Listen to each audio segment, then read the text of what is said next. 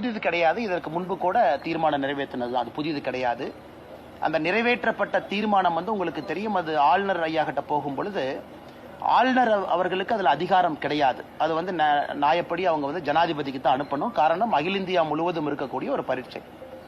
So ஜனாதிபதிக்கு தான் அது போகுது. ஏற்கனவே ஜனாதிபதி அவர்களை பொறுத்தவரை Christian medical college Vellore, CMC Vellore, அந்த கேஸ் சுப்ரீம் கோர்ட்டால நிறைவு செய்யப்பட்டிருக்கிறது. அந்த கேஸ்லேயே சுப்ரீம் கோர்ட் ரொம்ப தெளிவாக சொல்லியிருந்தாங்க, நீட் கொண்டு வருவதற்கு மெடிக்கல் கவுன்சில் ஆஃப் இந்தியா அவங்களுக்கு உரிமை இருக்கா, முழுசா இருக்கு. நீட் யாருக்காவது பாதிப்பு ஏற்படுத்துதா, இல்லை. இந்த கேள்விக்கெல்லாம் சுப்ரீம் கோர்ட் பதில் அளிச்சிருந்தாங்க. அதன்படிதான் ஜனாதிபதி அவர்கள் இதற்கு முன்பு மாநில அரசு அவங்க அனுப்புனதெல்லாம் நிராகரித்து திரும்ப அனுப்பியிருக்கிறாங்க. அதனால் எங்களை பொறுத்தவரை தமிழக மக்கள், மாணவ செல்வங்களுக்கு நீட் நல்லதுதான் செஞ்சுக்கிட்டு இருக்கு. நிறைய மாணவர்கள் நீட் மூலமாக நடுத்தர குடும்பத்தை சார்ந்தவங்க, பின்தங்கிய வகுப்பிலிருந்து வர்றவங்க எல்லாம் நீட் மூலமாக அரசு மருத்துவக் கல்லூரிக்கு போயிட்டு இருக்கிறாங்க. அதை நம்ம பார்த்துட்டு தான் இருக்கோம். ஏன் போன ஆண்டு, இதற்கு முன்பாண்டு எல்லாமே டாப் 10 ஆல் இந்தியா ரேங்க் 1 எல்லாமே தமிழ்நாட்டிலிருந்து வந்திருக்கிறாங்க. அதனால் இன்னைக்கு